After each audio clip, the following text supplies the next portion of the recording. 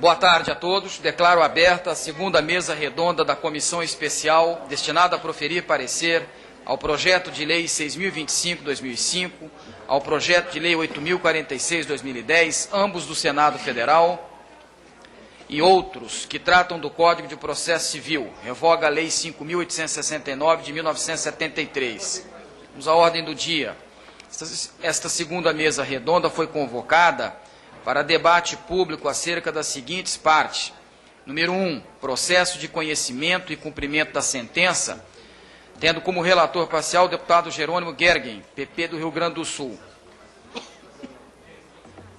cuja ausência está justificada por motivo de viagem. E número 2, procedimentos especiais, relator parcial o deputado Bonifácio de Andrada, PSDB, Minas Gerais. Participarão desta segunda mesa redonda os seguintes convidados: Daniel Mitidiero, Cândido Rangel Dinamarco, Dorival Pavan, Kazuo Watanabe, Rinaldo Mouzalas, Paulo Henrique dos Santos Lucon, Fred Didier Júnior, Leonardo Carneiro da Cunha e Délio Rocha. Antes de iniciar a ordem das exposições, eu quero fazer aqui um registro da nossa satisfação em receber os professores Cândido Rangel Dinamarco e Kazuo Watanabe, dois expoentes da ciência jurídica brasileira que engalanam o parlamento brasileiro, de maneira que nós nos sentimos honrados com a presença dos senhores. Assim também a todos os professores que já estão conosco, participando dos debates do projeto de reforma. Sejam bem-vindos. Vamos dar início, então, aos nossos trabalhos. Quero cumprimentar, para minha alegria, os deputados Arnaldo Faria de Sá, relator parcial do projeto de reforma, e o nosso relator geral, Paulo Teixeira. Agradeço também a presença dos consultores legislativos que nos assessoram. Vamos dar início, portanto, à primeira exposição. Com a palavra, o professor Daniel Mitidiero. 10 minutos.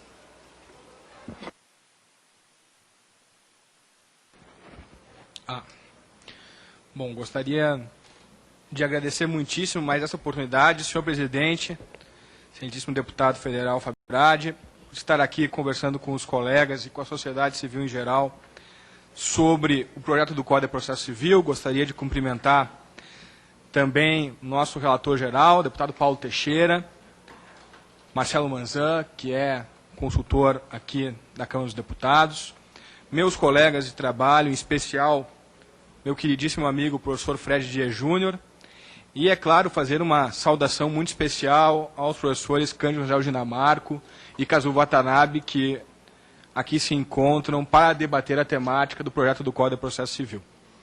Eu pretendo ser bastante breve, Excelência, apenas para destacar alguns pontos mais importantes, dentro de, no máximo, 10 minutos, para que depois se possa ir à discussão. O livro 2, como nós sabemos, trata do processo de conhecimento, procedimento comum, cumprimento de sentença, fase de conhecimento, fase de execução. Eu vou destacar a minha exposição aqui em 3 grandes pontos. Primeiro ponto, terminológico. Um segundo ponto, concernente a alguns retornos que o projeto Câmara propõe. E um terceiro ponto, referente a novidades, propriamente ditas, propostas pela Câmara dos Deputados, pelo deputado federal Jerônimo Gergen, e ajustes no espírito de avançar para um processo mais rápido, mais simples e mais célere. Do ponto de vista terminológico, se propõe a substituição da expressão pedido contraposto, que foi proposto no Senado Federal, pelo nome consagrado já secularmente da reconvenção e, portanto, mantendo a tradição do direito brasileiro, tal como é, inclusive, no Código Buzaide. É uma sugestão apenas dogmática para atender à tradição e o prestígio, à continuidade do direito brasileiro. Do ponto de vista dos retornos proporcionados pelo relatório parcial do deputado Jerônimo, eu destacaria 2. Em primeiro lugar, a volta da oposição, a oposição ao Instituto Clássico do Código 73, que vem com o Código 73, e ele então vem sugerir a sua volta no projeto Câmara. E também, em conformidade com o que nós conversamos na última mesa, um ajuste no que tange aos limites objetivos da coisa julgada. No livro 1, parte geral, se propôs a volta da ação declaratória incidental como consequência dos limites objetivos da coisa julgada, então se restringiu a coisa julgada ao dispositivo, então ela não abarcará as questões prejudiciais, tal como fora proposto pelo Senado Federal. Nesse particular, inclusive, excelências, eu destaco que a experiência que se buscou prestigiar, que é uma experiência do processo civil estadunidense, nas ações at law, é uma experiência que lá dá mais problemas do que resultados positivos. De modo que me parece bastante importante essa tomada de posição da Câmara dos Deputados. E, por fim, destacaria aqui, bastante brevemente, três grandes eixos de novidades aportadas pelo relatório parcial. Em primeiro lugar, na parte geral, uma das travas mestras do nosso projeto do Código, isso já vem lá do anteprojeto do Código, foi prestigiado no Senado Federal e agora é ainda mais prestigiado na Câmara. Uma dessas travas mestras é a colaboração do juiz para com as partes. E dentro da ideia de prestigiar a colaboração do juiz para com as partes, o projeto do Código traz duas grandes linhas. Primeiro, atendendo inclusive às sugestões da magistratura, inclusive o Dr. Délio, que é magistrado, se encontra aqui em representação, o projeto do Código prevê um saneamento compartilhado. O saneamento compartilhado terá lugar em audiência, naquelas causas mais complexas em que for importante o diálogo mais efetivo entre as partes e o juiz, a fim de que seja o mais democraticamente possível decididas as questões referentes à organização do processo. E num segundo momento, também na linha referente à colaboração, se adota uma generalização, uma atipização dos deveres de prevenção judicial, com o objetivo de reforçar a relativização do binômio direito e processo. Tão cara, inclusive, a instrumentalidade que é própria ao processo e que é tão decantada e tão bem exposta e pregada pelo professor Cândido Dinamarco, que aqui se encontra. Uma segunda grande aperfeiçoamento, ajuste proporcionado pelo relatório parcial do deputado Jerônimo Gergen, é uma redação um pouco mais elaborada do ônus dinâmico da prova. Como nós sabemos, as normas sobre o ônus da prova exercem basicamente duas funções. Servem para auxiliar o juiz quando ele tem dúvida quanto aos fatos da causa, e assim funciona como norma de julgamento, mas também serve como norma de instrução, ou seja, para trazer aos autos do processo aquelas provas que visam a esclarecer os fatos relevantes. Nessa linha, o projeto do Código prestigia o chamado ônus dinâmico da prova, que é justamente a possibilidade de o juiz atribuir o ônus da prova a quem tem melhores condições de provar no caso concreto, ou seja, aquele que está com maior facilidade probatória diante das fontes de prova. Eu apenas destacaria aqui, excelências, essa é uma sugestão que desde logo vai realizada, a supressão da palavra especialmente da redação do parágrafo 1º do artigo que cuida do ônus dinâmico da prova, a fim de que a distribuição dinâmica fique restrita mesmo àqueles casos de probatio diabólica, de superação da probatio diabólica. E por fim, excelências, muito brevemente, destacaria que o relatório do deputado Jerônimo Gergen também prevê a chamada de exceção de arbitragem. O que nós discutimos aqui, inclusive nas nossas oportunidades anteriores, é que, tal como está hoje, aquelas partes que contrataram juízo arbitral seriam eventualmente obrigadas a oferecer na contestação não só a defesa no que tange à jurisdição estatal, ou seja, dizer que existe uma jurisdição arbitral, que existe arbitragem para resolver esse problema, mas também teriam que adiantar todas as matérias de defesa. Isso pode, inclusive, acabar acarretando um problema no que tange a confidencialidade da arbitragem, porque muitas arbitragens são também contratadas com a cláusula de sigilo. Então, nessa linha, a Câmara dos Deputados propõe a previsão de uma exceção de arbitragem que é preliminar ao oferecimento da contestação. Muito brevemente, senhor deputado Fábio Tradi, nosso presidente, essas são as principais questões que julgo oportuno destacar a todos os colegas, ao deputado Paulo Teixeira, a consideração do nosso relator. Muito obrigado. Muito obrigado, professor Daniel Mitidiero. Com a palavra agora, o professor Cândido Rangel Dinamarco.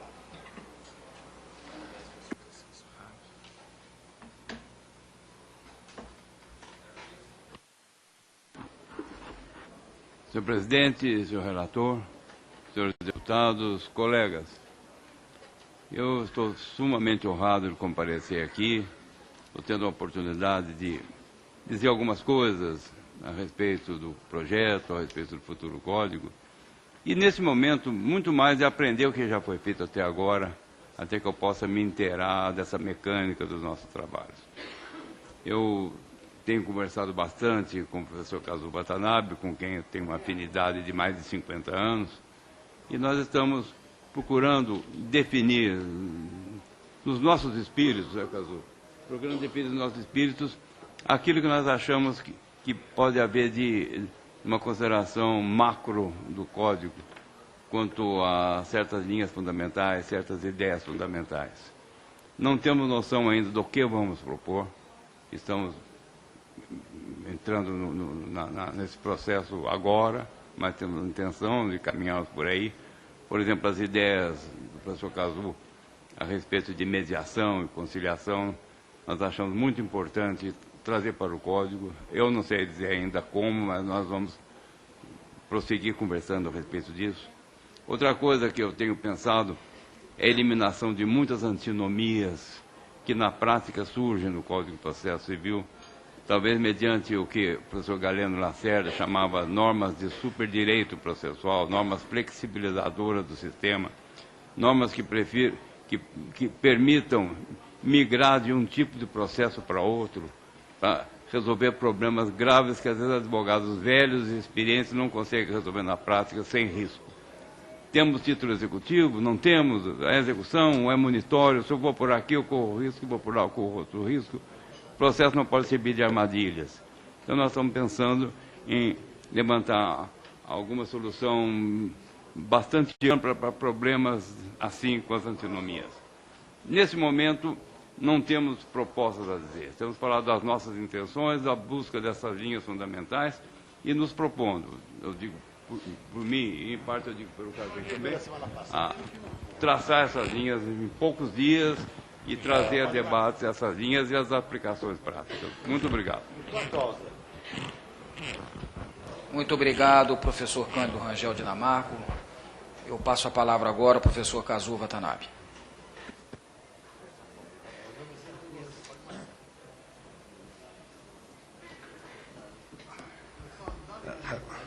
Senhor presidente, senhor relator, senhores deputados, processualistas presentes,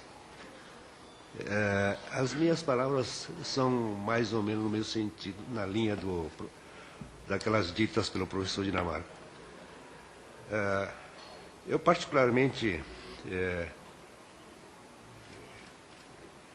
tenho uma preocupação muito grande, que é essa de elaborar um código de processo, como está sendo, bastante moderno, que permita uma distribuição da justiça com maior celeridade e efetividade, mas também, ao mesmo tempo, no código talvez colocar alguma preocupação quanto à organização judiciária, que eu acho que não é possível exigir do juiz, que entregue a prestação jurisdicional a tempo e com efetividade, se nós não dermos condições que ele pratique. E todos sabem que os juízes hoje, pelo menos no estado de São Paulo, né, estão sobrecarregados de serviço e, por mais aperfeiçoado que seja a lei processual, né, eles não vão conseguir implementar essa lei e dar a prestação jurisdicional a contento. Então, alguma coisa em termos de tudo isso, quer dizer, duração razoável do processo, tudo isso, mas desde que o Estado dê ao juiz condições para trabalhar adequadamente. Alguma coisa nesse sentido. E talvez uma preocupação no código, né, pelas soluções pré-processuais, né, que a tendência hoje internacional, mundial, é nesse sentido, evitar, na medida do possível, a judicialização dos conflitos. E nós sabemos que nós estamos tendo uma judicialização excessiva. Então, alguma coisa no próprio Código de Processo Civil que dê solução a esse tipo de problema. Eu estava conversando outro dia ainda com o deputado Paulo Teixeira, mencionando esse fato. Por exemplo, no estado de São Paulo, como a Defensoria Pública tem um quadro insuficiente, a nomeação de advogados em convênio com a Defensoria Pública, e cerca de 50 mil advogados são nomeados por mês. Esses advogados hoje são remunerados por peça processual. Isto é, eles precisam judicializar, eles precisam praticar atos processuais para que sejam remunerados, né? Quando eu acho que o ideal seria resolver tudo isso pré-processualmente. Então, alguma coisa nessa linha. E como em relação ao que o professor Mitidieri mencionou, eu acho, falou da colaboração do juiz para com as partes. Eu acho que isso é interessante. Colocaria em termos de um papel mais ativo do juiz. E eu acho que o juiz brasileiro é muito passivo na condução do processo. É mais ativo em determinados momentos, como da colheita de provas, de sentenças, etc., mas não na condução do processo.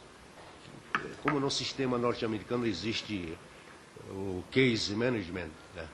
Eu acho que nós temos a audiência preliminar, que eu acho que por causa da mentalidade dos nossos juízes e dos nossos profissionais, inclusive advogados, esse modelo não vingou.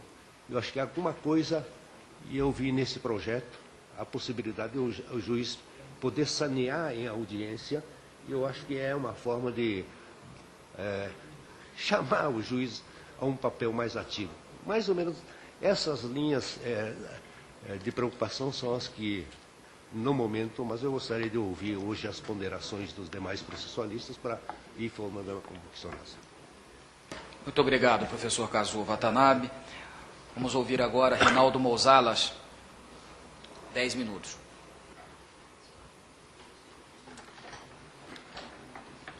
Senhor presidente, senhor relator geral, demais colegas, demais pessoas aqui presentes, a minha colocação, presidente, é no sentido, primeiramente, de sugerir uma simplificação maior na petição inicial. Eu acredito que... Reinaldo, dá licença um minutinho. Presidente, como está sendo gravado, eu acho que devia ser nominado as condições de cada um dos oradores. Então, pela gravação, até fica o registro, que é extremamente importante. Reinaldo Mouzalas é especialista em Direito Processual Civil, professor do Instituto de Educação Superior da Paraíba, da Escola Superior da Advocacia e da Escola Superior do Ministério Público. Quero aproveitar para saudar a todos os internautas que nos acompanham pelo E-Democracia. Também abrir a oportunidade para que eles possam debater, oferecendo perguntas que serão respondidas nesta sessão ainda.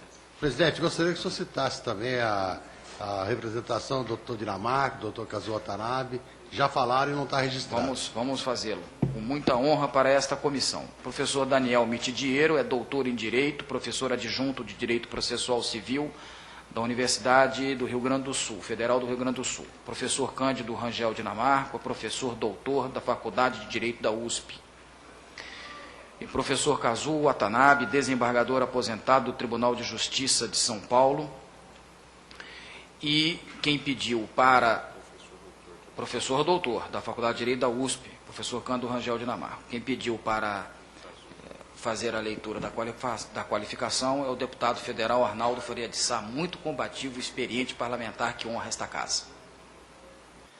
Então, senhor presidente, dando continuidade à minha palavra, primeiramente eu queria pregar uma simplificação maior em torno da petição inicial. Eu acredito que ainda hoje, ainda com o projeto que nós estamos analisando, existem alguns requisitos que colocam uma certa alegoria na petição inicial, que na prática só tem mostrado uma criação de entraves injustificados.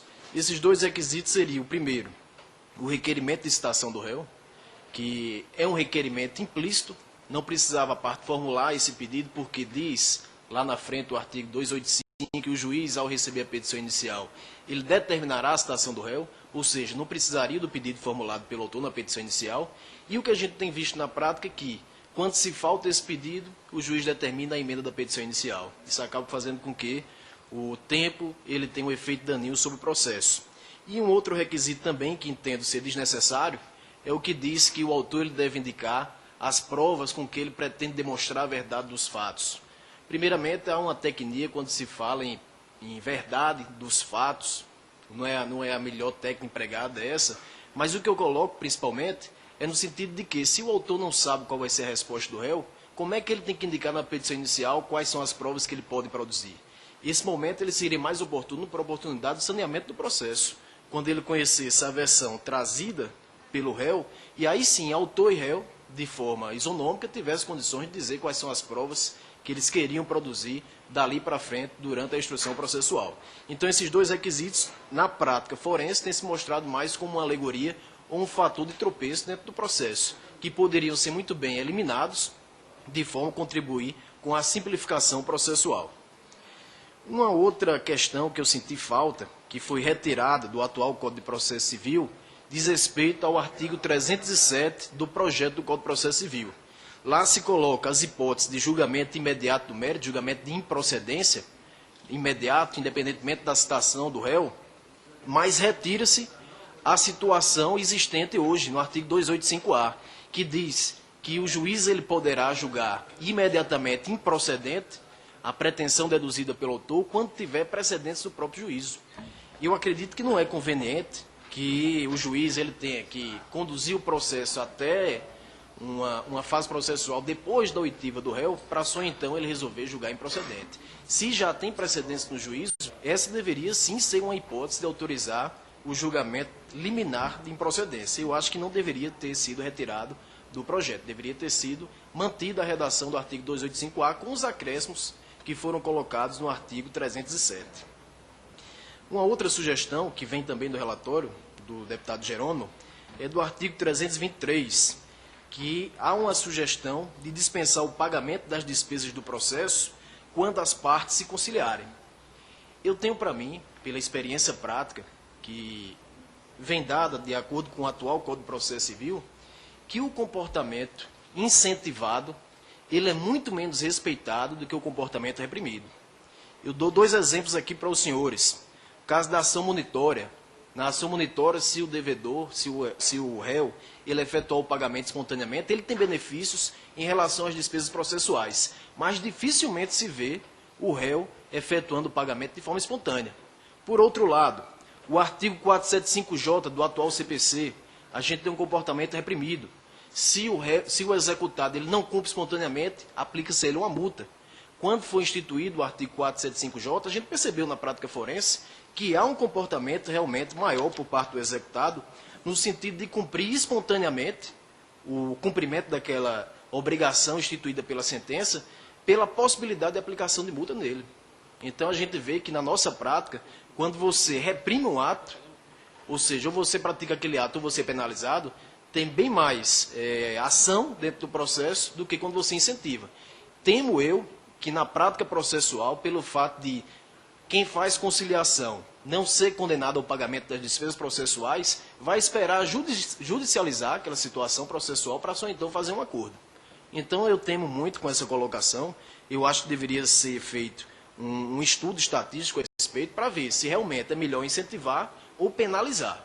No caso, eu acreditaria que, mesmo havendo conciliação, se a parte demandada ela resolvesse fazer a conciliação no sentido de reconhecer aquilo que está sendo pedido pelo autor, ele deveria ser sim condenado, porque isso evitaria o comportamento dele no sentido de permitir que outras demandas fossem ajuizadas em detrimento dele. Então, eu acho que deveria haver uma modificação nessa passagem aí do projeto. Dentro do projeto também foram elencados os meios de prova. A minha sugestão é incluir o comportamento processual como meio de prova. Inclusive, o próprio Fred Didier, no seu livro, juntamente com o professor Leonardo Cunha, ele já coloca o comportamento processual como meio de prova. A gente tem, no nosso sistema atual, o comportamento processual como meio de prova, mas não de forma explícita. Por exemplo, quando se determina a exibição do documento por parte de qualquer das partes do processo, se não é exibido o documento, do comportamento processual se extrai uma confissão. Da prova comportamento processual é que se extrai uma confissão. O investigado, numa ação de investigação de paternidade, que se nega a submeter o exame de DNA, esse comportamento processual também pode servir como prova para reconhecer a paternidade. Então, dentro do atual sistema, a gente tem o reconhecimento do comportamento processual como meio de prova. E eu acredito que deveria ser colocado de forma explícita, até para que o juiz tivesse essa colocação de forma simbólica, no sentido de empregar mais o comportamento processual na prática processual. Um ponto louvável, que eu entendo aqui que seria a escolha consensual do perito. Acredito que foi muito bom as partes terem a possibilidade de escolher o perito e não questionar o resultado do laudo pericial que fosse apresentado por eles. Aqui foi chamado como sendo uma arbitragem de fato, e eu acredito que realmente essa arbitragem de fato ela pode contribuir para a aceleração do processo, de modo que se as partes elas confiam a resolução ou pelo menos o esclarecimento daquela questão a um perito, elas não podem depois contestar o resultado daquela pessoa que elas confiaram. Então, eu acho que vai contribuir, sim, para afirmar a garantia da duração razoável do processo a partir da aceleração que vai ser dada com o processo. Com relação à emenda 21, relativa ao artigo 522, que foi sugerido que o valor da multa coercitiva ela deverá ser revertido ao autor. Essa proposta de emenda ela não foi recebida pelo deputado Jerônimo. Manteve-se, então, a redação do projeto que diz que o valor da multa até a obrigação principal se reverte em favor do autor e o QCD em favor do Estado. Eu temo que isso aí traga uma certa dificuldade no sentido de que, a partir do momento em que se há uma expectativa de direito de crédito por parte do Estado, haja uma certa dificuldade de composição entre as partes. Eu acredito que essa perspectiva de direito do Estado receber o valor da multa vai fazer com que tenha uma certa dificuldade das partes conciliarem. Por quê? Porque quem está devendo, a partir do momento que vê que esse valor da multa vai ser revertido para o Estado e não há possibilidade de se compor com relação a esse valor que está revertido para o Estado, vai causar uma certa dificuldade na forma de autocomposição aí dentro do processo. Então, eu acredito que deveria permanecer a redação atual do Código de Processo Civil, que diz que o valor da multa ele deve ser vertido em favor da parte que está lá prejudicado com a demora do cumprimento da obrigação. Se é ela a principal prejudicada com a demora da prestação jurisdicional, é ela quem deve ser beneficiada com o valor da multa. A gente vê hoje em dia que há, de certa forma, um abuso na fixação das multas e, de certa forma, uma participação comodista por parte daquele que está sendo beneficiado com a multa, porque ele quer receber a multa. Mas a gente tem na jurisprudência da gente as formas já reconhecidas de reduzir esse valor da multa. Então, reverter em favor do Estado, eu acredito que vai dificultar a autocomposição. E se há realmente um abuso capaz de proporcionar um enriquecimento indevido pela parte que está beneficiada pela multa, o juiz ele pode, como acontece hoje, reduzir o valor da multa. Então, eu acho que deve ser mantida a perspectiva que é realizada hoje no atual CPC. Não precisa fazer essa modificação, porque, infelizmente, eu acredito que a cultura brasileira ela não vai permitir essa conciliação, principalmente quando se vir que esse valor está revertido para o Estado e não há possibilidade de fazer a composição nessa perspectiva aí.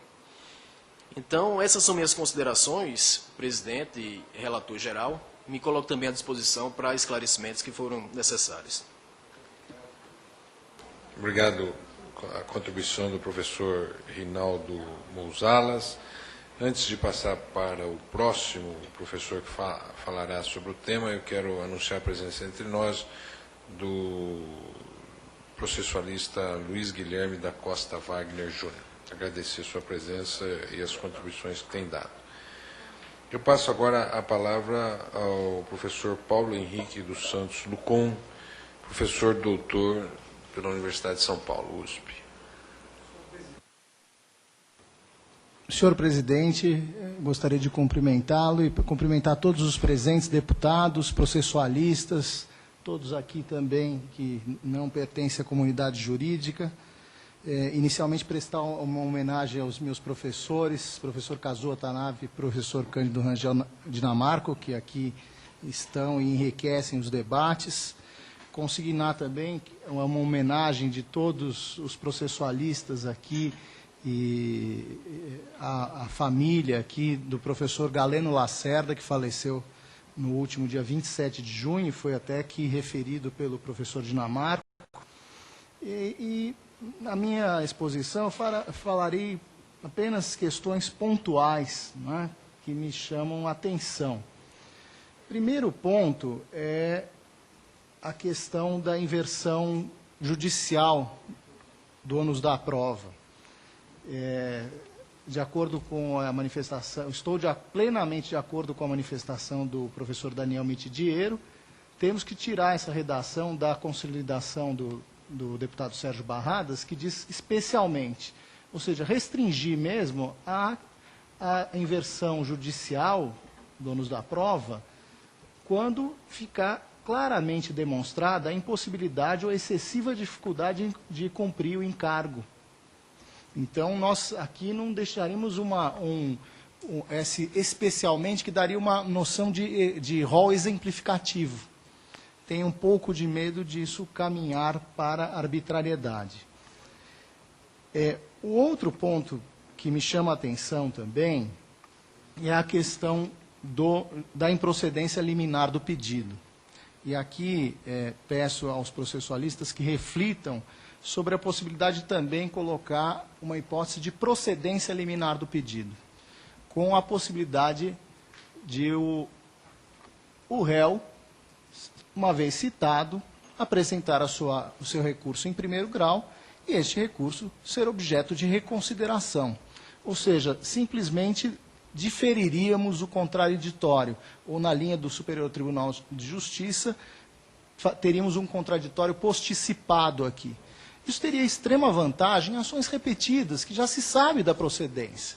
Lembrando que nós não estamos aqui sugerindo uma porteira aberta para a procedência em todos os casos, o que geraria a arbitrariedade aqui combatida. Mas naquelas hipóteses específicas em que a procedência está respaldada em súmula do Supremo Tribunal Federal, do STJ, ou seja, teses sobre as quais não há qualquer dúvida. Então, com isso, nós abreviaríamos extremamente o procedimento e agilizaríamos, contribuindo com a resolução rápida da controvérsia. É certo que existe a chamada tutela da evidência, mas aí teríamos duas decisões, a tutela da evidência e a sentença. A meu ver, desnecessariamente, quando poderíamos aqui sim contribuir com um instituto novo e que agilizaria demais o processo. Também concordo com a volta da reconvenção e da oposição. E aqui, uma sugestão que foi adotada pelo deputado Sérgio Barradas Carneiro, a questão da testemunha técnica, a admissibilidade da testemunha técnica, que é algo que acontece em arbitragem. E aqui gostaria de fazer uma outra sugestão também, outorgando a possibilidade de o juiz ordenar que provas devem ser produzidas antes. Porque, às vezes, admitir a oitiva de uma testemunha técnica evita uma prova pericial complexa e desnecessária. Em arbitragem é muito comum isso. Os árbitros deferem a oitiva de testemunhas técnicas e chegam à conclusão de que não há prova pericial a ser feita. E sabemos que isso é um grande gargalo do processo. Provas periciais demorando anos e anos para a conclusão, quando poderiam ser evitadas ou, quando muito, delimitadas corretamente a partir da oitiva de testemunhas técnicas. Então, com isso, o juiz teria uma gestão melhor do processo, podendo antecipar as provas mais adequadas flexibilizando aqui, não o procedimento totalmente, mas a forma de produção dos meios de prova estabelecidos no Código. Então, fica aqui a minha sugestão para que isso conste claramente no projeto, aí, na elaboração do deputado Sérgio Barradas. Isso estava, mas estava de forma tímida. Concordo plenamente que a multa coercitiva destinada ao Estado será um desastre para o processo. Nós colocaríamos um terceiro no processo, o Estado. Isso dificultará tremendamente os acordos, a composição. Teremos dificuldades técnicas aí, até para fixar o valor da obrigação. Vamos imaginar obrigações personalíssimas, retirar fotos de um site. Qual é o valor disso? Qual o valor da obrigação? Na realidade, esse dispositivo resgata até uma jurisprudência que foi muito combatida do Supremo Tribunal Federal, quando fazia o controle do direito infraconstitucional, antes da Constituição de 1988, quando limitava, ao interpretar o artigo 287 do Código de Processo Civil, quando limitava o valor da multa periódica ao valor da obrigação, em 3 casos julgados pelo Supremo Tribunal Federal. E depois, com a alteração legislativa do Código de Processo Civil de 94, encampada pelo ministro Salvio de Figueiredo Teixeira, muitos acórdãos encabeçados por esse ministro deixaram claro que o valor da obrigação, que a multa poderia superar, sim, o valor da obrigação, e que a multa seria destinada à parte que vem sofrendo com os prejuízos da demora do processo. Acho muito perigoso colocar o Estado aqui, isso atrapalharia, tumultuaria, e a prática mostra, como advogado, que onde entra o Estado no processo, o processo não anda, né? Os processos mais demorados são aqueles em que o Estado figura como parte. Infelizmente, essa é uma realidade. Ficam aqui as minhas ponderações e também elogio aqui a medida do saneamento compartilhado nessas causas complexas, o saneamento em audiência. Muito obrigado. Professor Paulo Henrique dos Santos Lucon. Eu passo a palavra agora ao Dr. Leonardo Carneiro da Cunha, procurador do Estado de Pernambuco. Senhor presidente, muito obrigado pela oportunidade de estar aqui mais uma vez. Senhores deputados, senhoras e senhores, professor Cândido Rangel Dinamarco, professor Kazuo Watanabe, satisfação tê-los aqui. Bom, eu começo ratificando algumas observações que já foram feitas pelos professores que me antecederam. Concordo com a questão terminológica levantada pelo professor Daniel Mitidiero, de que, no lugar do pedido contraposto, deve ser mantida a terminologia da reconvenção. O fato de a reconvenção constar da contestação não muda seus requisitos nem sua natureza jurídica, então parece-me válida e recomendável a proposta. Nesse mesmo sentido, em relação à questão terminológica, parece-me também necessária ou conveniente a manutenção da terminologia jurisdição voluntária e não jurisdição não contenciosa, como consta do projeto. Nesse sentido, já há, inclusive, emendas dos deputados Fábio Trade e Miro Teixeira, que me parecem bastante razoáveis, devendo ser aceitas, porque se trata de um termo secular, compreendido por todos. A mudança terminológica pode causar aí alguma dificuldade ou alguma discussão desnecessária. Um ponto que eu queria chamar a atenção, que me parece bastante relevante, é um ponto que já foi objeto de uma emenda apresentada pelo deputado Jerônimo Gergen, que é a emenda 696, que diz respeito à audiência no procedimento comum. Pelo projeto, é necessária a realização de uma audiência prévia para a conciliação. E o projeto estabelece que essa audiência seria obrigatória e a parte que não comparecesse deveria ser, inclusive, considerada como ofendendo a dignidade da jurisdição, seria, inclusive, punida. Então, não me parece que a parte deva ser obrigada a compor nem a comparecer a uma audiência de conciliação. Então, nesse sentido, penso ser bastante louvável, que devendo ser admitida, aceita, acolhida, a emenda do deputado Jerônimo Gergen, de que a parte deve manifestar-se e dizer com antecedência se deseja ou não participar da audiência. E aí, não se manifestando, aí sim, teria provocado um ato desnecessário e poderia ser punida. Então, me parece que essa é uma medida extremamente necessária, porque uma audiência obrigatória pode congestionar e dificultar bastante, né, sobretudo em comarcas de grande movimento, né, o andamento dos processos que lá tramitam. Eu também estou de acordo com a manutenção da oposição, apenas talvez seria interessante pensá-la como um procedimento especial e não como intervenção de terceiro, a exemplo do que ocorre com os embargos de terceiro. Talvez ficasse melhor organizado num processo e atendesse aí a ideia da sua eliminação, em vez de eliminá-la, enfim, seria mantida por meio de um procedimento especial. Também havia anotado aqui a importância da testemunha técnica e da perícia consensual, que já foram mencionadas, a primeira pelo professor Lucon e a segunda pelo professor Mousalas.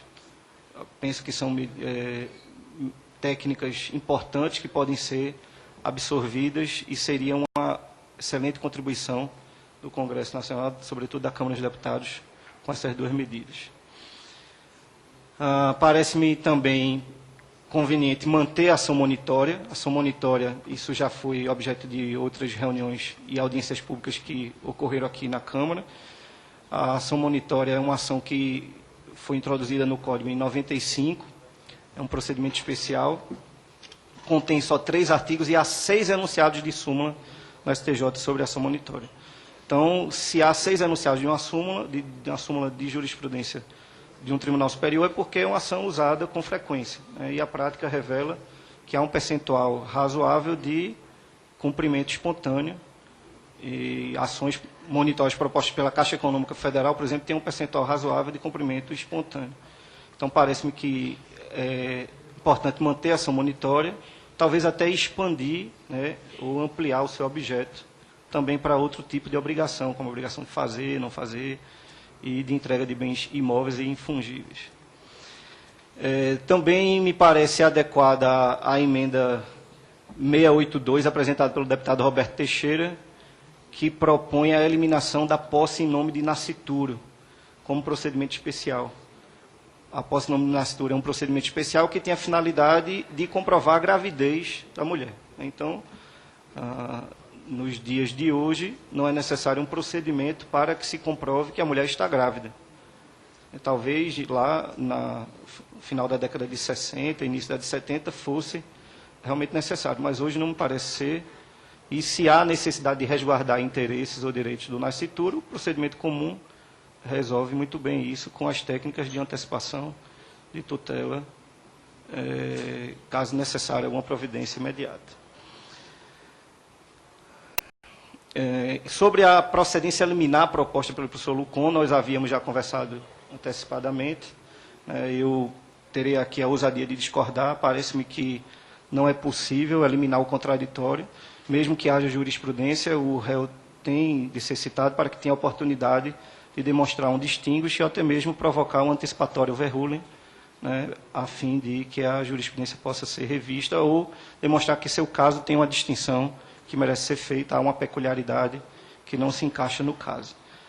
Ter que recorrer para demonstrar isso, na minha opinião, com devido respeito, professor Lucon, não seria aí um contraditório pós-antecipado, né? O procedimento já estaria encerrado, não haveria, na verdade, contraditório. O procedimento se encerrou e o sujeito teria que recorrer para demonstrar o que poderia ter demonstrado antes. E aí me parece que isso não estaria de acordo com as ideias gerais do Código de cooperação, de contraditório como influência, contraditório como diálogo, e todos os deveres da cooperação, de consulta, de prevenção, de auxílio, de esclarecimento. E, finalmente, eu tenho mais 2 observações sobre algumas propostas que foram feitas em alguns relatórios.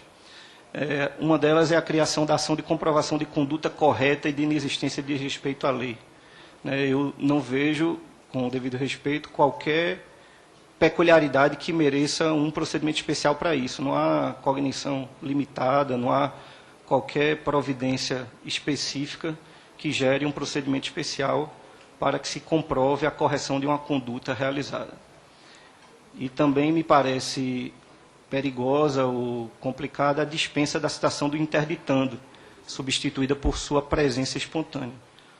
Penso que é necessário manter a citação do interditando, até mesmo para evitar algum tipo de fraude ou de prejuízo à pessoa, né, que estaria ali supostamente com alguma incapacidade que merecesse a sua interdição. Então, são essas as observações que eu reservei para hoje. Muito obrigado, senhor presidente, pela oportunidade. Obrigado, Dr. Leonardo Carneiro da Cunha. E eu passo para encerrar esta primeira mesa, que é do processo de conhecimento e cumprimento da sentença, o professor Fred Didier Júnior, que é professor adjunto do curso de Direito da Universidade Federal da Bahia, UFBA. Boa tarde a todos, boa tarde, deputado Paulo Teixeira, relator geral, boa tarde, meus amigos da mesa. É uma satisfação voltar aqui a essa comissão para poder falar sobre o projeto de novo CPC. Esse me parece o seguinte: esse trecho do código que vai do processo de conhecimento até o cumprimento da sentença, me parece o trecho menos polêmico, o menos alvo de maiores discussões, tanto na comunidade quanto na academia. Comunidade não jurídica, como na academia. Então, me parece que nós temos que nos aproveitar dessa circunstância, de que não há muita polêmica, e proceder a alguns aprimoramentos, uma espécie de modernização dessa parte do código, que é uma parte que, por não ter sido objeto de muitas discussões, ela foi praticamente reproduzida do CPC de 73. Como veio do Senado, veio praticamente como estava no Código de 73, que é um código escrito há 40 anos. Então, alguns pontos que meus colegas já destacaram aqui, por exemplo, a parte da produção de prova. Toda a parte de produção de prova, o projeto foi muito tímido no particular, praticamente reproduzindo os 200 artigos existentes do direito probatório do CPC de 73. É preciso introduzir técnicas novas de produção de prova, isso já foi dito aqui por vários colegas meus, a perícia consensual, a possibilidade de distribuição dinâmica de ônus da prova. Foi uma ideia colocada no projeto desde o anteprojeto, isso já estava, só que passou pelo Senado sem um cuidado maior, me parece, com data vênia. É que a distribuição dinâmica de ônus da prova é uma técnica já consagrada na prática brasileira, já consagrada nos tribunais, mas que ela pressupõe a ocorrência de algumas circunstâncias já identificadas pela doutrina que não estão no projeto. Então, o artigo que cuida da distribuição dinâmica do ônus da prova tem que ser reescrito, não para extirpá-la, mas sim para aprimorá-la, colocando seus pressupostos materiais, ou seja, as hipóteses em que ela é admitida, mas os seus pressupostos formais, quer dizer, o que é que o juiz tem de fazer para poder redistribuir. Devemos reescrever alguns artigos sobre prova documental, confissão, artigos escritos há muito tempo e precisam ser modernizados. Muito importante a sugestão da testemunha técnica, uma sugestão feita pelo professor Paulo Lucon desde o início dos nossos trabalhos e que o deputado Sérgio Barradas havia incorporado. Me parece que realmente deve ser incorporada. A questão da avaliação imparcial de terceiro também é um instrumento muito interessante, porque estimula a autocomposição, ou pode facilitar a autocomposição, e ela está prevista como uma técnica expressamente permitida. Eu gostaria de destacar também a necessidade de nós reestruturarmos uma série de regras, tendo em vista a opção do projeto, que não foi questionada, de haver um procedimento comum, único. O projeto adotou a premissa e que o procedimento comum deve ser único. Portanto, a premissa distinta da do CPC atual, de que há dois procedimentos comuns, o procedimento ordinário e o sumário. O projeto resolveu extinguir o procedimento sumário e adotar o procedimento padrão único. Tudo bem, é uma ideia, essa ideia não foi questionada, essa ideia tudo indica que será mantida, mas a partir do momento que se coloca um procedimento único, procedimento esse que põe a audiência de conciliação para antes do oferecimento da defesa, e não para depois do oferecimento da defesa, como é hoje, tanto pelo Código, o juiz cita para a audiência de conciliação, como veio do Senado. Isso gera uma série de consequências práticas que não foram notadas, como, por exemplo, como é que se vai alegar incompetência relativa?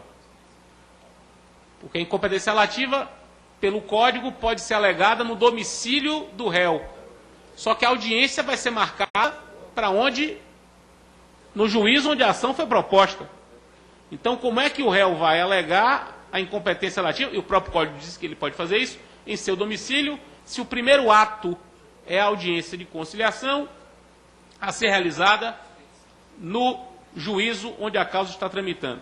Então, isso é apenas uma demonstração de que é preciso adaptar regras a essa proposta de procedimento único. A ideia, por exemplo, da alegação avulsa de convenção de arbitragem é uma grande ideia apresentada por diversas emendas parlamentares, ao menos umas 4 emendas parlamentares, defendida em audiências públicas aqui, e que na proposta do deputado Barradas havia sido incorporada, e me parece realmente uma grande novidade que deve ser defendida.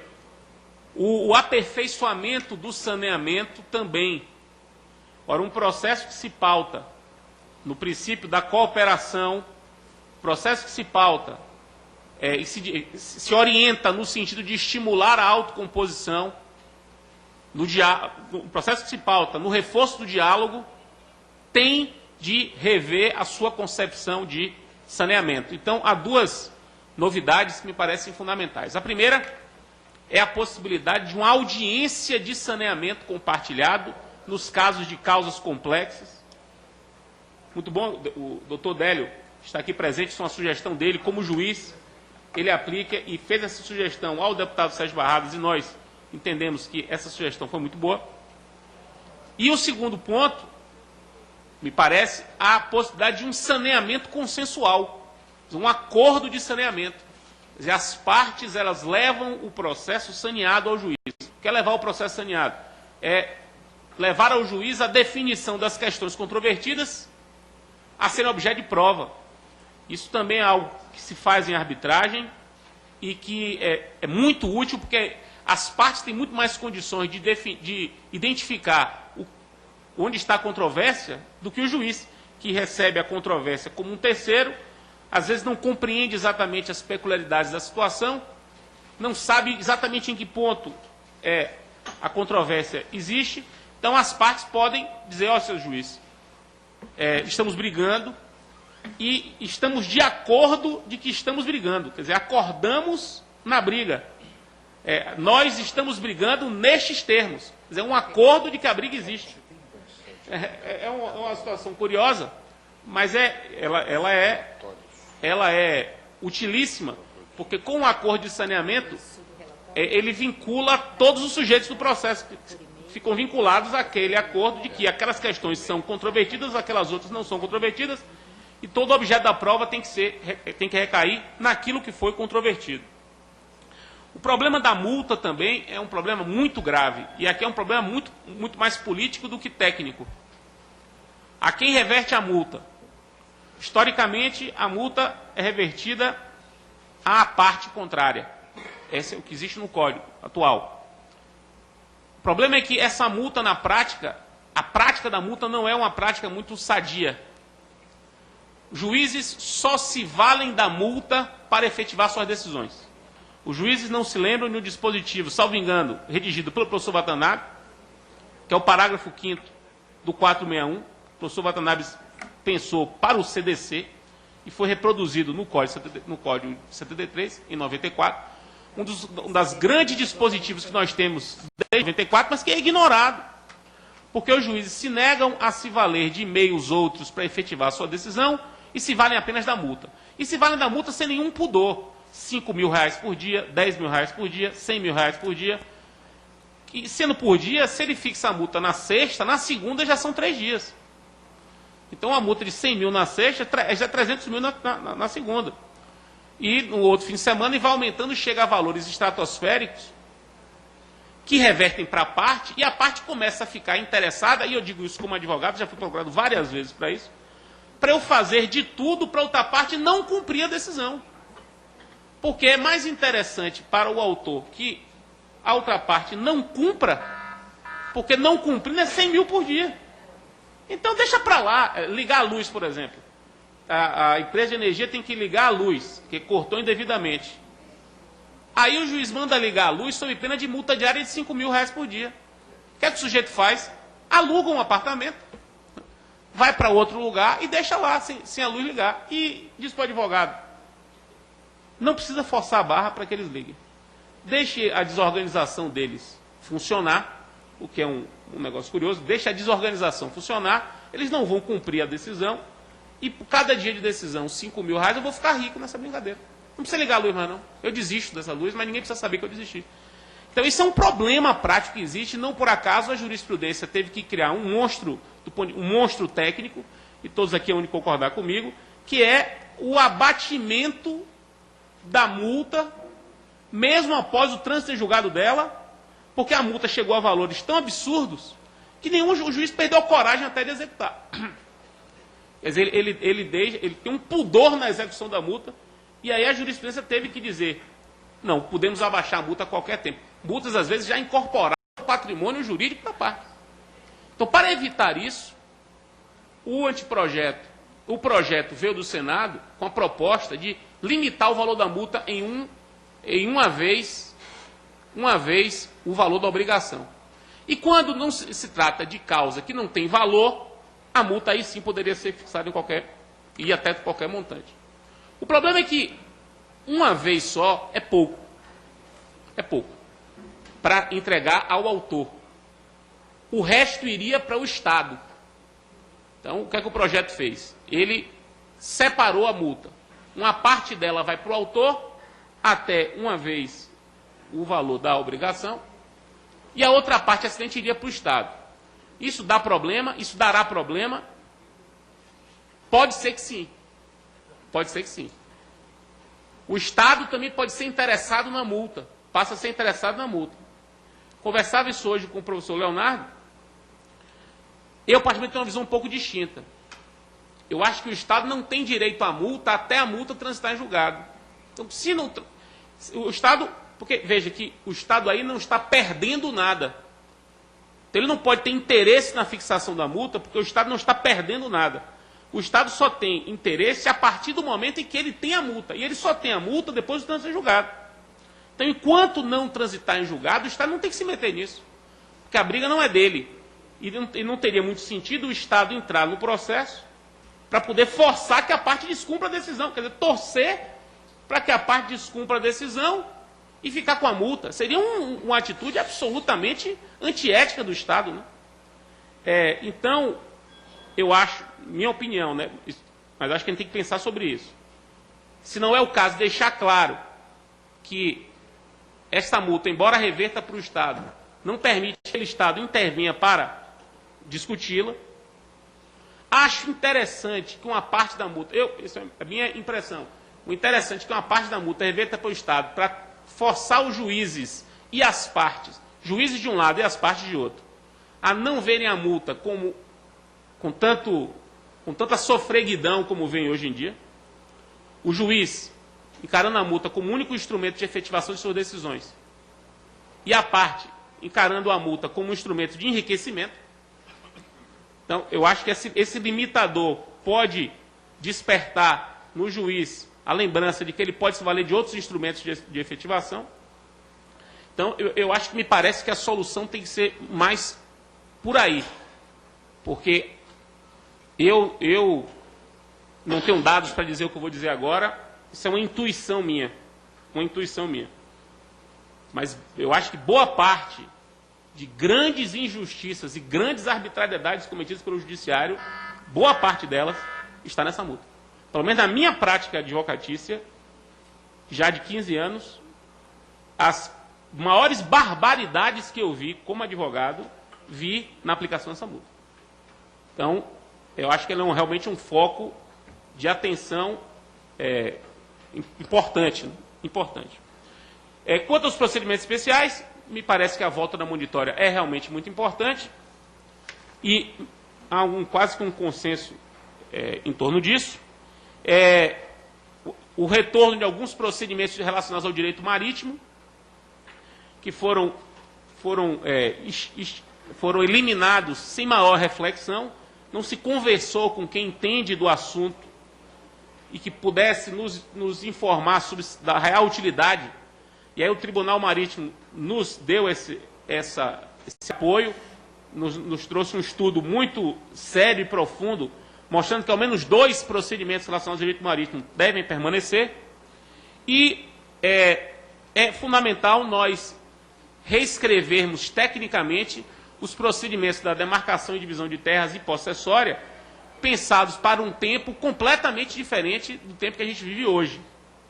Então, é preciso dar uma aprimorada no capítulo das possessórias e reescrever um pouco, ainda que não mudando muito, o capítulo relacionado à divisão e demarcação de terras. Eram essas as minhas considerações, deputado, e estou à disposição para qualquer esclarecimento. Muito obrigado. Muito obrigado, professor Didier Júnior, Fred Didier Júnior.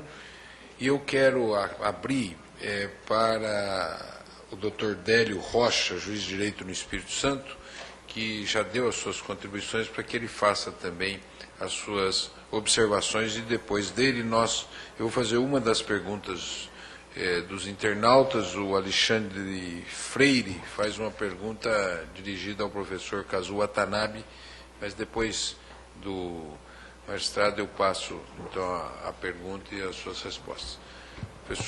Dr. Délio Rocha, juiz de direito no Espírito Santo. Uma boa tarde. Agradeço a sua presença aqui e as contribuições. Ok, muito obrigado. Uma boa tarde para todos. Deputado Paulo Teixeira, né? E para todos os presentes, os professores, os alunos, né, do curso de Direito. Com relação à nossa proposta, né, e que acabou sendo acolhida, e ela integra o artigo 342, né, do projeto 8046, ela na realidade surgiu, como já foi até ressaltado aqui pelo professor Watanabe, da dificuldade do juiz hoje, face à diversidade, face à quantidade imensa de processos que a gente tem para julgar, né? O juiz de vara civil, como é o meu caso, tem uma diversidade absurda, um leque imenso de questões que são trazidas, são levadas ao juiz. Então, tem questões, em razão da complexidade dessas questões, que eu entendo que seria necessário, fundamental, certo, que isso fosse feito em uma audiência, com a presença das partes, né? Essa audiência é muito importante, exatamente para se fazer esse alinhamento. Penso que ela deva ser, como está aqui na sugestão do deputado Jerônimo, exatamente uma audiência facultativa, ela não pode ser uma imposição. Naqueles casos em que realmente há uma complexidade, por quê?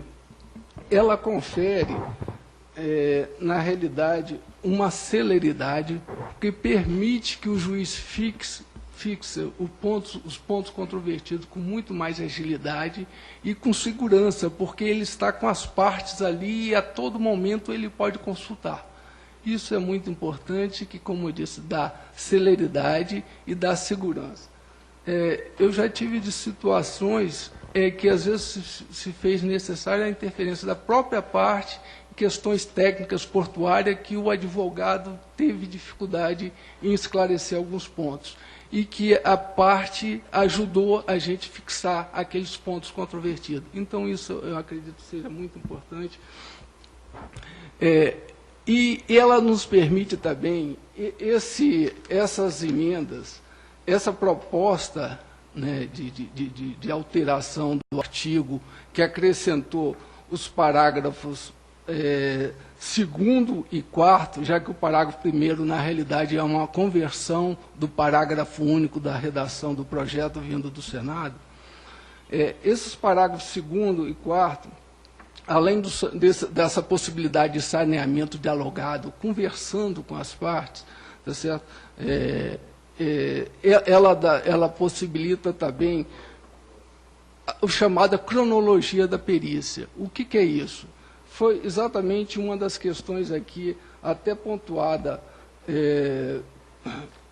pelo professor Lugon, né, da questão da demora da perícia. E a demora da perícia, às vezes, não é pela realização do ato pelo perito propriamente dito, mas é aquela demora em razão das diversas fases da perícia, que o juiz designa uma fase, vai para o cartório para intimar as partes, para depois retornar. E essa técnica permite que o juiz fixe todas as fases da perícia, tá certo? O início, nomeia o perito, e isso não precisa, e eu estou falando isso porque eu exercito isso na prática, eu não tenho nenhuma estrutura especial, eu tenho apenas uma pasta com a relação de peritos que me permita fazer isso, a consultar esses nomes, tá certo? O juiz estabelece um prazo para as partes formulárias que hesitam em apresentar assistente técnico, um termo inicial, um termo final para esse prazo, um termo inicial da perícia, um termo final da perícia e estabelece ainda, na realidade, um prazo para as partes manifestarem sobre a perícia, o termo inicial e final. E quando se faz necessário também a produção de prova testemunhal, e eu ressalto a testemunhal porque se a prova for apenas uma prova, depoimento pessoal, ela pode ser adotada e tomada na própria audiência, tá certo? É uma previsão, inclusive, nisso aí, um capítulo, num parágrafo, se eu não me engano, parágrafo terceiro da sugestão. Então, se houver necessidade da prova testemunhal, se marcaria essa audiência, tá certo? E as partes já saem dali intimadas de todas essas etapas, inclusive com a cópia da ata de audiência, de forma que ninguém teria a possibilidade de perder o prazo porque esqueceu, porque a intimação saiu de forma errônea, né? Então já sairia da audiência com tudo isso. Alguém poderia até sustentar, bom, mas isso provavelmente seria algo muito demorado e que não funcionaria.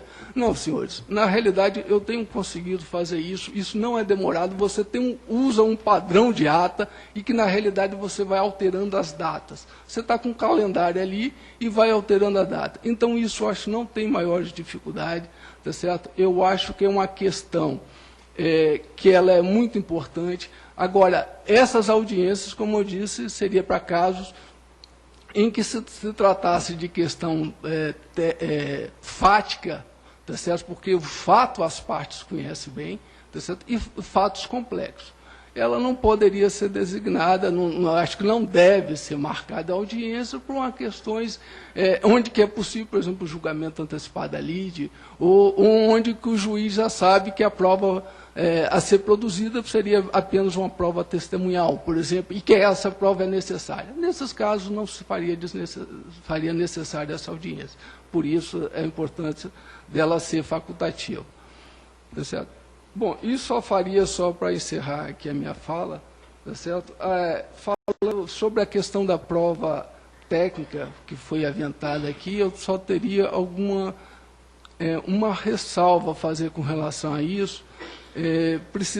No meu ponto de vista, precisaria dar alguma segurança. Quando eu penso isso, eu penso, por exemplo, um caso de uma prova médica, tá certo? Em que a parte é um leigo, às vezes uma pessoa até carente, que está pela assistência judiciária, e se vier uma prova técnica, indicada, testemunha técnica, perdão, indicada por uma das partes. No caso, normalmente é o médico ou o hospital, tá certo? E se não houver uma prova pericial, isso, na realidade, pode haver uma situação aí que desfavoreça a parte que esteja uma parte carente. Se as duas partes estão em igualdade de condição, eu acho que é uma ideia muito boa, mas eu acho que precisa ter esse tipo de cautela. E, por fim, só com relação à multa ressaltada aí pelo professor Didier, essa realmente é uma questão que me importa. O professor, eu acho que ele está com razão, eu acho que precisa ter muita cautela na questão da multa, que às vezes a gente vê, e eu tenho muita cautela com relação a isso, porque, de repente, as partes perdem até o interesse pelo litígio originário. A questão do processo passa vamos dizer, a questão básica do processo passa a ser a questão da multa, tá certo? Ao invés do cachorro abanar o rabo abana o cachorro. Pois é, então tem de ter muita cautela realmente com a questão da multa. Eu acho que é um instrumento importante, mas que ela precisa ser adotada com muita cautela. É isso aí, eu agradeço a oportunidade que me foi concedida. Muito obrigado. Muito obrigado, Dr. Délio Rocha, que é juiz de direito no Espírito Santo. Antes de entrar na segunda rodada, tem uma pergunta do internauta e quero agradecê-lo, Alexandre Freire. A pergunta é dirigida ao professor Kazuo Watanabe. Ele faz a seguinte pergunta: se o fortalecimento do juiz não passaria pelo poder de flexibilização do procedimento? Com a palavra, professor Kazuo Watanabe. Quando falei em papel mais ativo, né, do juiz, eu não me referi necessariamente a fortalecimento do juiz. Eu acho que o nosso Estatuto Processual já dá ao juiz poderes suficientes e eu acho que o projeto segue a mesma linha. O que eu quis ressaltar é a necessidade de juiz se conscientizar de que, usando desses poderes, ele deve assumir um papel mais ativo na condução do processo. Não no julgamento da causa apenas, mas na condução do processo. Exatamente na condução do processo é que ele consegue fazer com que as partes entrem em contato, que ele tenha contato com as partes, né? E isso tudo vai propiciando um ambiente mais favorável à composição amigável.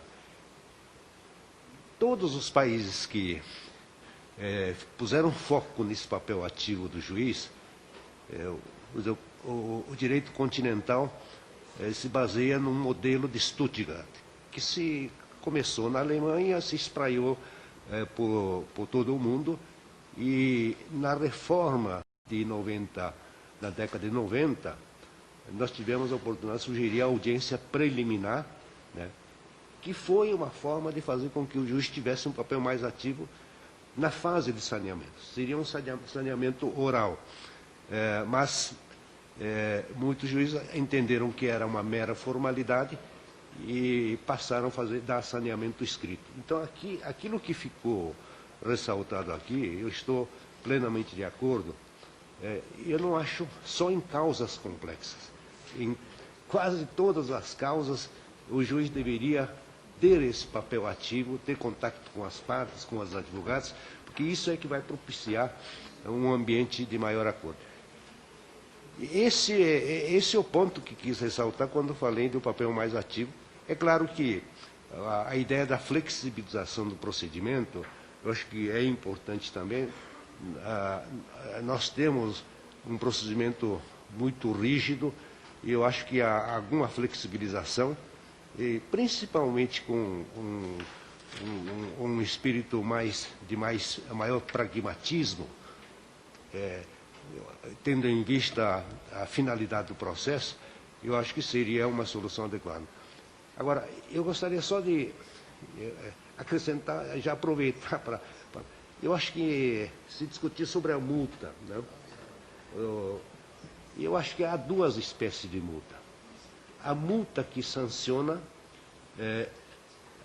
em favor da parte, isto é, quando a conduta de uma das partes ofende o direito da outra parte, essa multa é de natureza privatista. Quer dizer, natureza. Agora, a multa, como a prevista no artigo 14 do Código atual, que sanciona a conduta da parte que atenta contra a dignidade da justiça. Então, essa multa tem que ser revertida para o Estado. Então, são duas multas de natureza diferente. Essa, eu acho que é a distinção importante a ser feita quando se fixa limite ou não. O artigo 14 fala em multa, essa multa é para o Estado, porque é contra a dignidade É? A multa coercitiva é mais privada, né? Mas Porque o projeto joga a multa coercitiva para o Estado. Mas agora, quando atentatória à dignidade da justiça, como uma multa prevista para quem não comparece à audiência de conciliação, como foi mencionado, essa é contra a dignidade da justiça, a multa vai para o Estado. Enfim, agora, só para ressaltar, a ideia da testemunha técnica, já nós temos no nosso sistema processual, na lei de juizados especiais. Nas pequenas causas já tivemos, nós colocamos a ideia da prova técnica, possibilidade de ouvir testemunha técnica, e para causas simples, extremamente útil.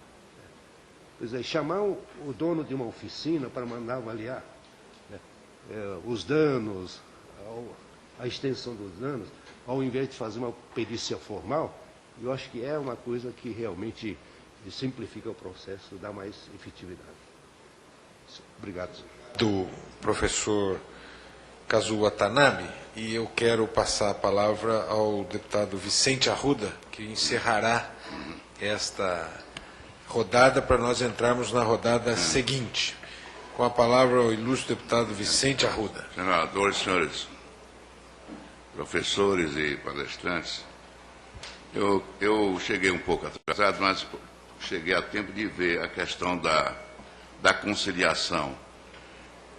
Houve uma objeção quanto a conciliação antes da contestação criou vários problemas, as preliminares que poderiam ter sido suscitadas. Mas isso não é problema, ao contrário, isso facilita muito mais, porque muitas vezes o que importa é a substância da questão. Isso poderia até evitar o levantamento de preliminares, porque preliminares, de inépcia da opção, porque isso tudo é uma questão da natureza formal. A conciliação justamente é isso, para evitar com essas formalidades. A única coisa que eu acho, inclusive, e que inclusive não pode o juiz participar, porque senão ele tem o poder de coação e que pode obrigar as partes a não se manifestarem livremente. Então, o negócio é o seguinte, é quando você convoca para a conciliação, já leva a inicial. Isso já cria também uma certa animosidade, uma disponibilidade que a pessoa... O único objetivo que se tem é o seguinte, se nós pudéssemos fazer que o mediador fosse o intermediário para comunicar a parte que tinha uma questão assim, já dosando um sentido de conciliação, para tirar a animosidade, isso sim. Agora, a questão de preliminares e tudo isso, é justamente por isso é que se faz a conciliação. Porque na contestação, a pessoa vai encher de preliminares para fugir do âmago da questão. Então, nessa questão, se a pessoa realmente quiser que o juiz é incompetente, ou não, ele não comparece e diz, eu não quero porque eu vou contestar. Isso não vai impedir de maneira nenhuma que se faça a conciliação. Ao contrário, isto é necessário, é importante, porque evita essa questão das preliminares, que a pessoa numa contestação faz 50 preliminares, desde a incompetência do juízo, a inépcia da inicial e outras coisas mais, suspeição e outras coisas. Então, eu acho que a conciliação foi bem posta. Agora, o que eu acho é o seguinte, é que nós íamos mais adiante. é dar ao mediador e ao conciliador o direito de chamar a parte e dizer, tem uma ação assim, o senhor pede isso, e botar as partes juntas para que as duas fiquem em pé de igualdade, não haja já o espírito preconcebido do réu, diz, bom, esse cara já entrou com a ação aí, já disse umas coisas que ele não gosta, então vamos para a questão. Eu tenho medo é que esse fato vá prejudicar a conciliação, mas nunca que ela deve ser depois, e com a presença do juiz. Agora, quanto à questão que se falou aqui da multa, a multa é importante, a multa nas ações combinatórias é fundamental. Não se pode imitar, porque o problema de dizer que isso vai beneficiar a parte, não. Se o outro não cumpriu a decisão do juiz, o problema é dele. Agora, realmente tem Vossa Excelência, no artigo 14 é diferente. Ali é uma multa sancionando por um ato da parte prejudicial, ou seja, um ato positivo. O outro não, é pela desobediência de não cumprir. O outro é um fato positivo do artigo 14. E, nesse caso, é uma multa que depende do Estado, porque ele está desobedecendo às normas do Estado. Agora, no caso da multa, eu não acho que não devia se fazer limitação, não. Porque se a pessoa não obedece, tem que cumprir. O dano tem que fazer. Ele tem a oportunidade, a ação combinatória é isso. É que é uma maneira de obrigar a parte a cumprir uma obrigação que ela se recusa a fazer. Eu não vejo razão nenhuma para se evitar isso. Limitar. Não há maneira, é de benefício da parte. O outro é responsável. É a mesma coisa, assim, não se cumpria uma execução de sentença, porque isso também prejudica a parte. Eu não vejo razão para se tirar isso, ao contrário. Agora, no terceiro caso aí, que foi a questão da audiência de saneamento do processo, isso é absolutamente desnecessário. É mais uma complicação que se vai evitar no processo. Porque o juiz já tem a competência de chamar as partes para definir os limites da lide. Independente de chamar as partes e dizer, olha, eu venho aqui no dia tal, eu quero conversar com vocês. E isso a parte comparecerá. Ele já chama uma, já chama outra. Então, só chamaria isso quando houvesse necessidade. Ficaria a critério do juiz. Mas nós colocarmos isso no processo, é mais uma complicação. Não flexibiliza, ao contrário, complica cada vez mais. Nós devemos simplificar e dar ao juiz uma certa flexibilidade de ação. Ele é que vai julgar se há necessidade ou não de chamar as partes para delimitar as provas e as coisas todas. Eu não vejo razão para se criar mais uma audiência. Isso é um negócio absolutamente desnecessário e o juiz pode fazer, ele dirige o processo, ele é que sabe das competências de fazer ou não. Essa é a minha opinião. Eu acho que não se devia realmente eliminar a conciliação nos termos que está, ao contrário, eu tiraria até o conhecimento da inicial. Porque senão não haverá a igualdade que se quer dar. E quanto ao demais, eu acho que nós não devemos fazer, é complicado, a multa é tanto, vai para o Estado. O Estado não tem nada com isso. Porque ali é uma desobediência, quer dizer, porque ele está prejudicando a parte. Porque ele não está obedecendo, cumprindo a sua obrigação. Então, quem tem que ser ressarcido é a parte ofendida, a parte que está sofrendo as consequências da desobediência e do descumprimento da obrigação. Agora, no caso do 14, eu até tenho minha dúvida quanto àquilo, porque é um negócio que não está definido, pode dar lugar a abusos enormes, isso é que nós devíamos examinar, esse negócio de obstrução, desobediência da justiça, isso aí é um negócio monstruoso, do meu entender, porque qualquer coisa o juiz pode entender que é. Não há uma definição precisa do que seria isto. E isso devia ser bem estabelecido no Código. Muito obrigado, deputado Vicente Arruda. Então, nós agora vamos iniciar a segunda rodada, que tem como tema o capítulo dos procedimentos especiais, cujo relator parcial é o deputado Bonifácio de Andrada.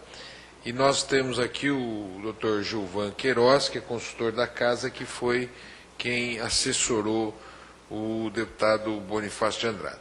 Eu passo, então, para uma nova rodada, para o professor doutor Daniel Mitidiero.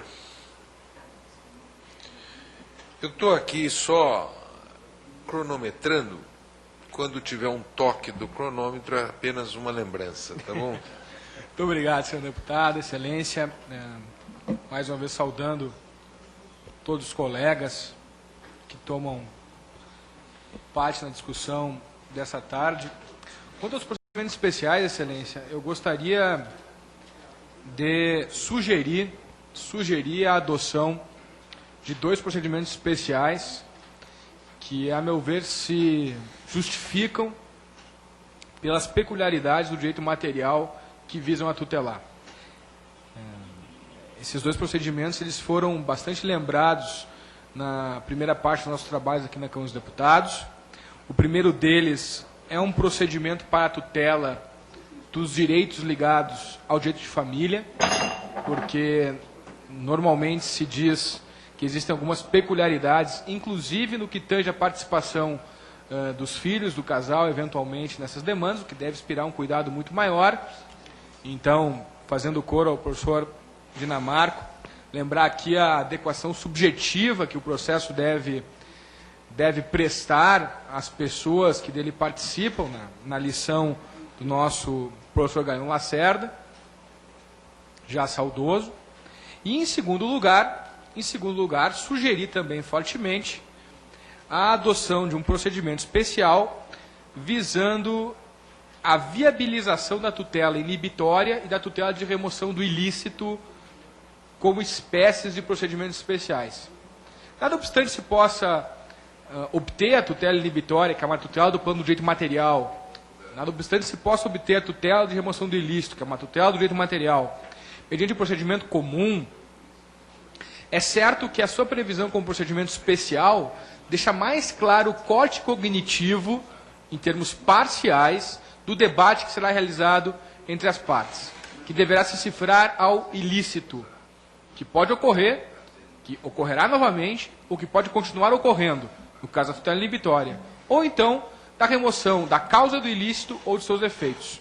Eu chamo a atenção que essas 2 formas de tutela dos direitos são formas de tutela bastante afinada com os novos direitos, aqueles direitos próprios do Estado constitucional, que não admitem, no mais das vezes, uma recomposição em pecúnia de forma adequada. Então, excelência, para ser breve e poder também ouvir os colegas e eventualmente debater a respeito dessa temática, eu sugeriria fortemente a consideração de Vossa Excelência esses 2 procedimentos especiais para ingressar no Código. Muito obrigado, excelência. Obrigado. Eu vou trocar a ordem agora, né, passando já para o doutor Rinaldo Mouzalas, que é especialista em Direito Processual Civil, professor do Instituto de Educação Superior da Paraíba, da Escola Superior de Advocacia e da Escola Superior do Ministério Público. Dr. Daniel Mitidiero é doutor em Direito, professor adjunto de Processo Civil da UFRGS, da Universidade Federal do Rio Grande do Sul. Então, passo ao professor Rinaldo Mouzalas.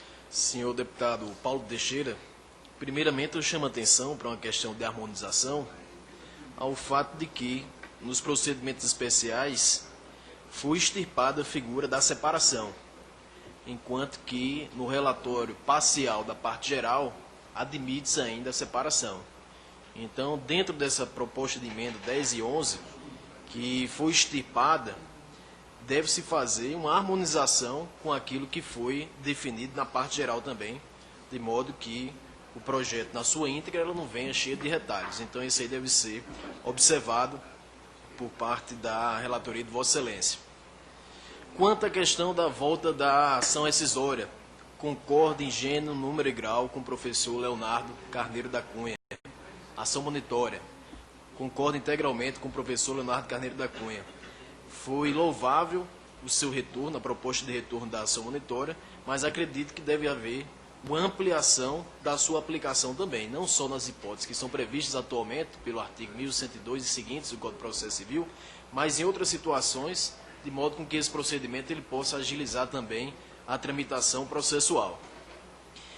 Com relação às notificações, foi colocada aqui a possibilidade de fazer a notificação através da serventia extrajudicial. Eu chamo a atenção também a necessidade de se harmonizar com a parte geral, porque lá na parte geral está se defendendo a prática eletrônica de atos processuais. E por que não se admitir a notificação a partir de uma comunicação eletrônica?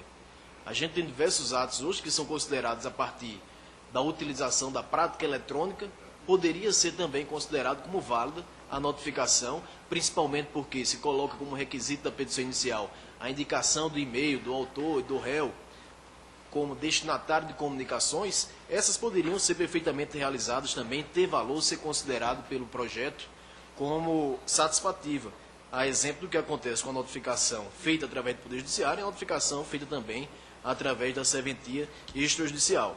Então, chama atenção, primeiramente, para essa questão da harmonização e uma reflexão maior em torno da possibilidade de saber se vai ser viável ou não a inclusão dessa forma de comunicação através da utilização dos meios eletrônicos.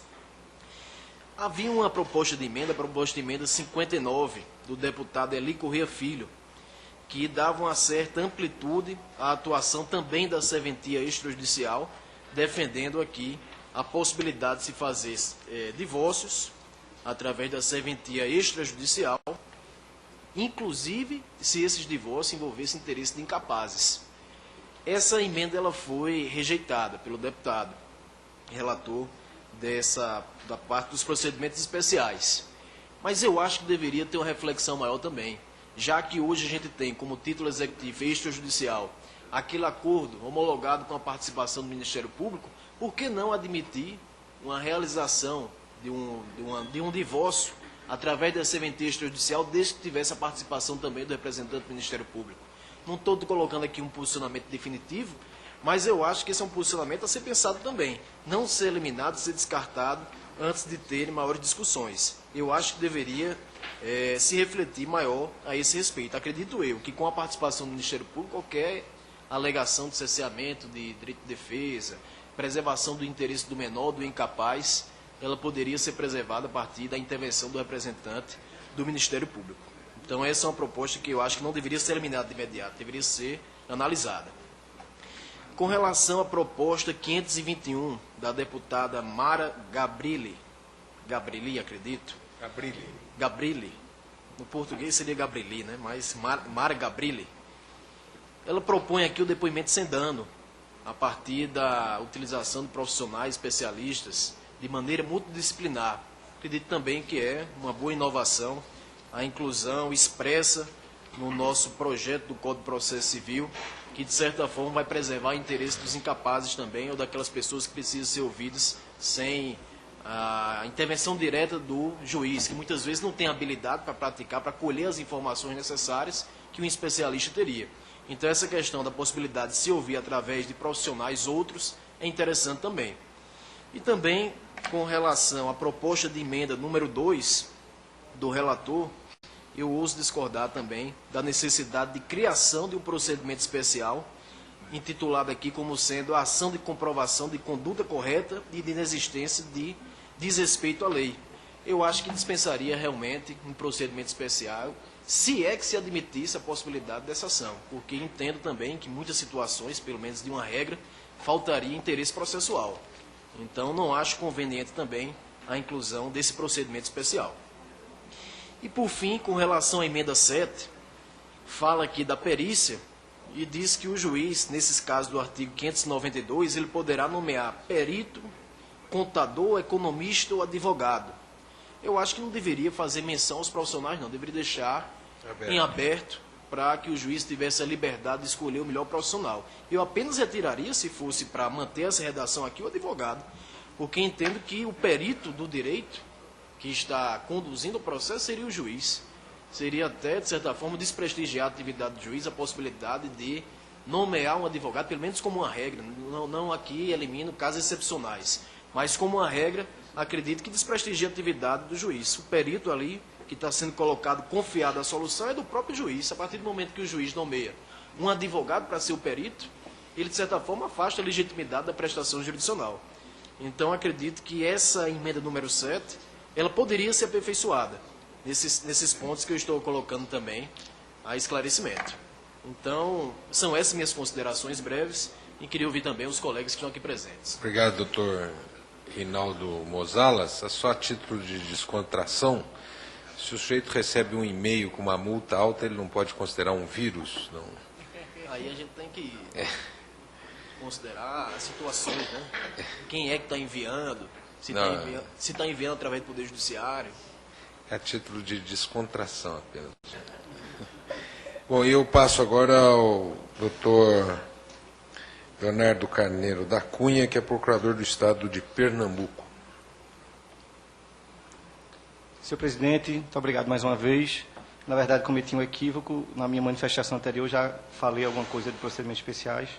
Pensava que era concentrado numa manifestação só.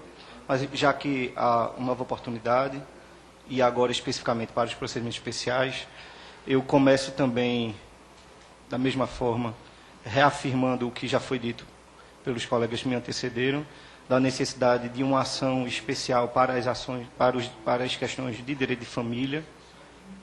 Há peculiaridades no direito material que impõem, sobretudo, a necessidade de uma conciliação prévia, sem o acesso aos termos da petição inicial, tal como projetado aqui na Câmara dos Deputados, parece uma boa iniciativa.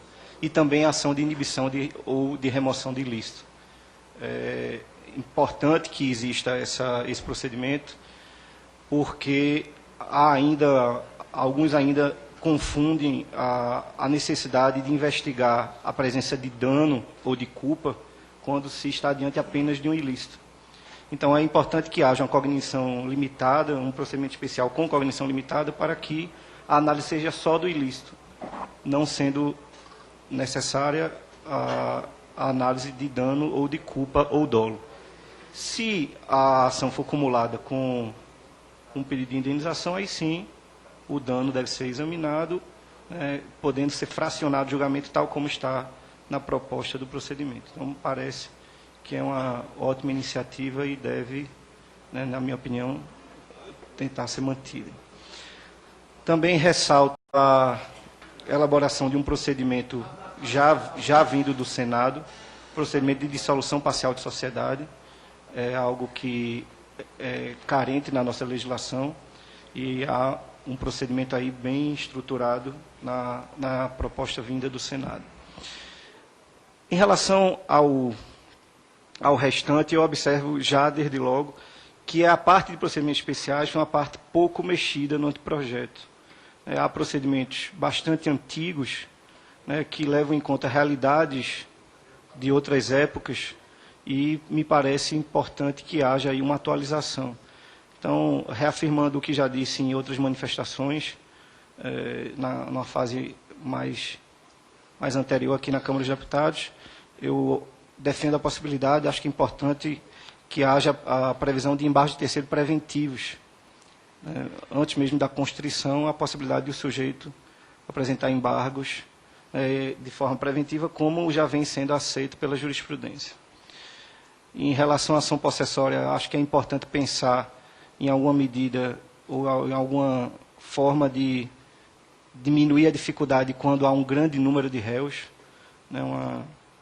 uma citação na pessoa de algum representante e os demais são citados por edital. Enfim, alguma ideia nesse sentido que já foi apresentada pelo professor Marcos De Stefani e por alguns outros que passaram aqui em suas manifestações.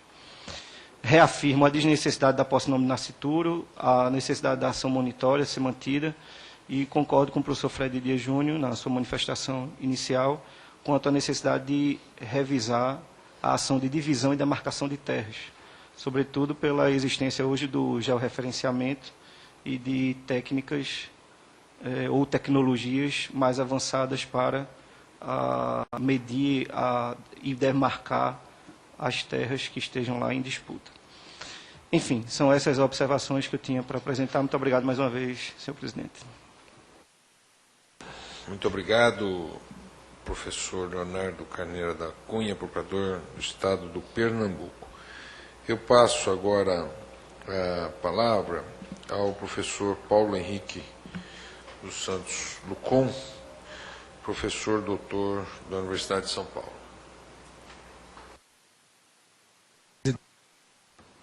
Senhor presidente, as minhas observações também aqui serão pontuais. É extremamente importante ter um procedimento de ação inibitória de remoção de ilícito. Acho que esse é um ponto muito importante. E aqui eu queria voltar na questão da multa periódica, que foi uma observação que o professor Kazuo Watanabe fez, que o que está no projeto é que a multa coercitiva, que o senhor falou que tem caráter privatístico, vá para o Estado se superar a obrigação. Eu acho isso tremendamente ruim. Então, apenas para deixar claro que eu estou de acordo que na multa do artigo 14 vá para o Estado, aí sim. Mas nos casos de multa periódica, e aqui eu divergiria aqui do professor Fred Didier, no seguinte sentido, se pegarmos a jurisprudência do Superior Tribunal de Justiça, o Superior Tribunal de Justiça limita a multa periódica extremamente. Se vocês pegarem os julgados ali, a máxima não supera R$200 mil, em casos gravíssimos. Então, apenas para deixar claro, a multa não deve ir para o Estado, essa multa coercitiva, primeiro, porque tem caráter privatístico, o Estado vai atrapalhar o processo, e atrapalha, e depois tem esse outro aspecto de que a própria jurisprudência vem coibindo esses abusos no caso de multa elevada. E isso há dispositivo expresso no Código de Processo Civil. Acho que esse dispositivo só atrapalhará o processo. Um aspecto muito importante é a volta da monitória. Esse é um ponto muito importante aqui, a contribuição da Câmara. A monitória é sim utilizada, temos aí várias súmulas no Superior Tribunal de Justiça a respeito, e aqui a contribuição é estender a monitória para todas as obrigações, não só para as obrigações, para a obrigação de pagar e a obrigação de entrega de coisa, mas também para a obrigação de fazer. Abrindo também a possibilidade, e isso há também uma sugestão na proposta do deputado Sérgio Barradas, de um procedimento prévio, testemunhal, como uma prova antecipada, para que se autorize também a monitória naqueles casos de prova exclusivamente testemunhal, dentro daquelas limitações legais de valor, evidentemente. Um ponto importante é a disciplina da dissolução parcial de sociedade, isso é um aspecto muito importante, acho até que poderíamos, até num segundo momento, evoluir e tratar de um direito processual societário inserido aí como procedimento especial, e as ações de família. E também estou de acordo aqui com a previsão dos embargos de terceiro preventivos, isso seria de extrema importância. Então, são essas as observações. Presidente, só uma indagação, doutor Lucon. Você acha que a multa de R$200 mil não é elevada? A jurisprudência, apenas esclarecendo, deputado Arnaldo Faria de Sá, é a multa periódica em decorrência do descumprimento da obrigação. São casos teratológicos, por exemplo, veiculação em sites de fotografias, violando o direito de personalidade. Então, são casos muito pontuais. E quando há essa elevação de valores absurdos, estratosféricos, o STJ vem e diminui. Então, esse não é o problema, é o ponto de estrangulamento. O ponto de estrangulamento é jogar a multa para um terceiro, para o Estado. Eu acho que esse é o problema. Isso eu concordo. Eu só sei que você achou que uma multa de R$200 mil não é uma multa elevada. Não, eu digo o seguinte, como teto máximo. Ah, bom, como teto máximo. Como teto máximo, porque o Superior Tribunal de Justiça vem diminuindo sistematicamente a multa. Porque a origem da multa, senhor deputado, é direito francês. Dependendo do valor da causa, R$200 mil é um valor absurdo. Sem dúvida. Mas esses abusos vêm sendo corrigidos. É isso que eu quero deixar claro. Obrigado, professor Paulo Henrique Lucon. Eu passo a palavra agora ao professor Cândido Rangel Dinamarco, professor doutor, aposentado da Faculdade de Direito da Universidade de São Paulo.